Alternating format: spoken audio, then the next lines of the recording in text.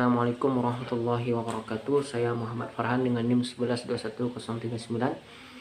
Pada kesempatan kali ini saya akan menjawab ujian akhir semester dari mata pelajaran Sejarah Peradaban Islam, yang mana saya akan menjawab tentang masa Nabi periode Mekah dan periode Madaniyah. Yang pertama yaitu masa Nabi periode Mekah. Sejak Nabi Muhammad SAW lahir, beliau sudah senantiasa berakhlak yang mulia. Beliau sudah digelari dengan Al-Amin. Dan kebiasaan beliau yaitu beliau senantiasa mendatangi Gua Hira untuk melakukan meditasi.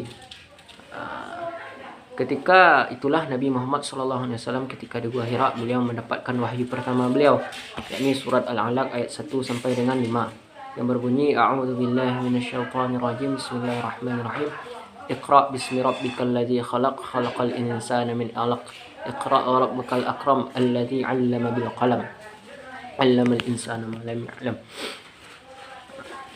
Ketika itulah Islam mulai disebarkan oleh Nabi Muhammad SAW secara sembunyi-sembunyi. Di mana pada masa ini ada beberapa orang yang masuk ke dalam Islam, yang mana kita sebut dengan as-sabiqun al-awwalun, yaitu orang-orang yang pertama yang masuk dalam Islam. Di antara as-sabiqun al-awwalun yaitu Khadijah, Abu Bakar, Ali bin Abi Thalib, Said bin Harisah, Ummu Aiman, Ammar bin Yasir, Utsman bin Affan, Abdurrahman bin Auf, dan lain-lain. Setelah Nabi Muhammad SAW melakukan dakwah beliau secara sembunyi-sembunyi selama 3 tahun, yang mana ketika itu beliau berpusat, dakwah secara sembunyi-sembunyi ini berpusat pada rumah salah seorang sahabat beliau, yaitu Arqam bin Abil Arqam. Yang mana kan Nabi Muhammad SAW melakukan dakwah di Mekah selama 13 tahun, 3 tahun secara sembunyi-sembunyi dan 10 tahun secara terang-terangan. Setelah Nabi Muhammad SAW melakukan dakwah secara sembunyi-sembunyi, setelah itu datanglah perintah Allah Subhanahu wa Ta'ala agar beliau melakukan dakwahnya secara terang-terangan, yakni perintahnya dalam Quran surat Al-Hijr ayat 94 yang bunyi fasda' bima tu'mar wa'rid 'anil musyrikin. Yang mana ketika itu dakwah Nabi secara terang-terangan ini mengalami tekanan yang sangat besar dari kaum kafir Quraisy, sehingga Nabi Muhammad SAW memerintahkan kepada para sahabat untuk melakukan hijrah, yang mana ini adalah hijrah pertama dalam Islam, yaitu Nabi memerintahkan sahabat untuk hijrah ke Habsyah. Alasannya karena raja di negeri Habsyah ini merupakan raja yang adil. Sehingga pergilah para sahabat ketika itu. Yang pergi yaitu Utsman bin Affan dan istri beliau, Ruqayyah binti Rasulullah SAW, Zubair bin Awam, Mus'ab bin Umair, dan Abdurrahman bin Auf. Itulah hijrah Nabi, hijrah para sahabat yang pertama. Setelah itu dakwah terus dikembangkan oleh Nabi Muhammad SAW di Mekah, yang mana isi dakwah beliau itu mengajak kepada mentauhidkan Allah Subhanahu wa Ta'ala, yang mana beliau senantiasa masih mendapatkan pertentangan dari kaum kafir Quraisy, sehingga Nabi Muhammad SAW melakukan hijrah ke Taif, yang mana Nabi pergi ke sana untuk mencari tempat aman dan mencari dukungan bagi umat Islam ini. Akan tetapi ajaran Nabi Muhammad SAW ditolak mentah-mentah oleh masyarakat di sana, sehingga bahkan masyarakat di sana mengerahkan para penjahat dan budak untuk mencelakakan Nabi Muhammad SAW, sehingga kedua kaki Rasul SAW cedera. Zaid bin Harisah pun tetap mencoba menghalangi segala lemparan dari orang-orang tersebut, orang-orang yang diutus oleh raja di sana, sehingga Zaid bin Harisah pun mengalami cedera yang cukup luar biasa juga pada kepalanya. Yang kedua yaitu Nabi Muhammad SAW periode Madinah. Penyebab beliau hijrah ke Madinah ada beberapa hal. Yang pertama yaitu karena tekanan yang cukup besar dari kaum kafir Quraisy. Yang kedua yaitu baiat yang dilakukan oleh kaum Aus dan Khazraj, yaitu pada tahun 612 sampai 622 Masehi. Yang kedua yaitu pemboikotan yang dilakukan oleh kafir Quraisy, yang mana pemboikotan ini selama 3 tahun. Di mana isi pemboikotan ini yang itu Yang pertama, tidak melakukan perdagangan dengan orang muslim. Yang kedua yaitu tidak boleh orang kafir Quraisy bergaul dengan orang muslim. Yang ketiga, masyarakat tidak boleh menikah dengan orang-orang muslim.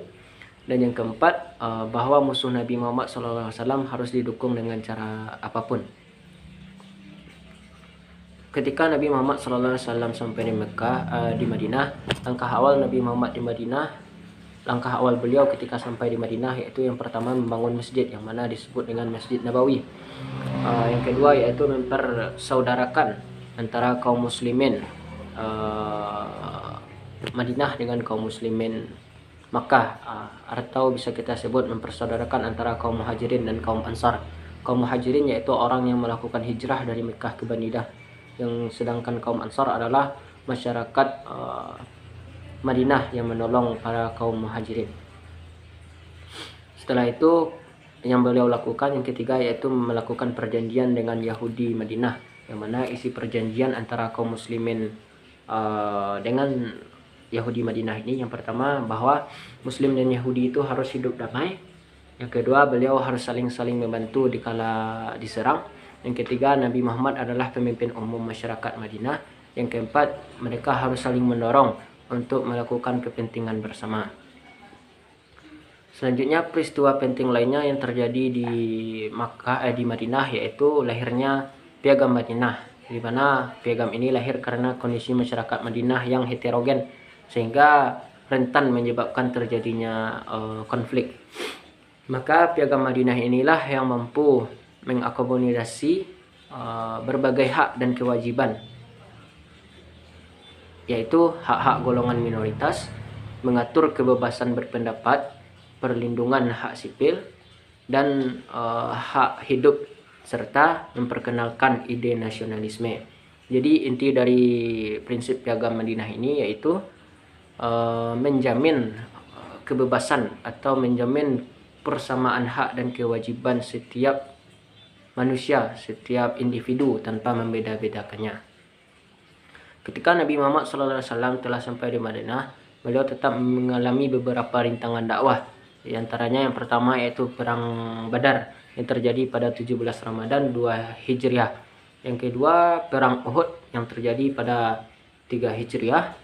Terus Perang Khandaq yang terjadi pada 5 Hijriah. Serta Perjanjian Hudaybiyah yang terjadi pada tahun 6 Hijriah. Dan yang terakhir yaitu peristiwa Fathul Mekah. Nah, selanjutnya yang ketiga yaitu ibrah yang dapat kita ambil dari Nabi Muhammad SAW masa periode Mekah dan periode Madinah. Yang pertama yaitu kita harus selalu meniru dakwah Nabi Muhammad. Beliau gigih dalam amal ma'ruf dan nahi mungkar. Yang kedua yaitu kita harus berdakwah sesuai dengan kondisi masyarakat sekitar kita. Yang ketiga yaitu kita harus menciptakan berbagai inovasi dalam berdakwah. Selanjutnya yaitu apa kaitan masa Nabi Muhammad SAW periode Mekah dan Madinah ini dengan prodi kita ini yaitu hukum keluarga Islam. Yaitu pada fase Nabi hijrah dari Mekah ke Madinah dibentuklah perundang-undangan yang mengatur hubungan antara satu individu dengan individu lain, antara suatu bangsa dengan bangsa yang lain. Dan juga di sana juga tercipta pengaturan hubungan atau kontak komunikasi dan interaksi di antara mereka orang-orang muslim dengan orang-orang non-muslim, baik di masa damai ataupun di masa perang. Oleh karena itu, maka di Madinah disyariatkanlah berbagai hukum-hukum pernikahan, hukum-hukum perceraian, hukum-hukum perjanjian, warisan, hutang piutang, kepidanaan, dan lain-lain. Yang mana hal-hal tersebutlah yang kita pelajari di prodi kita ini yaitu hukum keluarga Islam. Mungkin hanya sekian yang dapat saya jawab. Terima kasih sebelumnya. Assalamualaikum warahmatullahi wabarakatuh.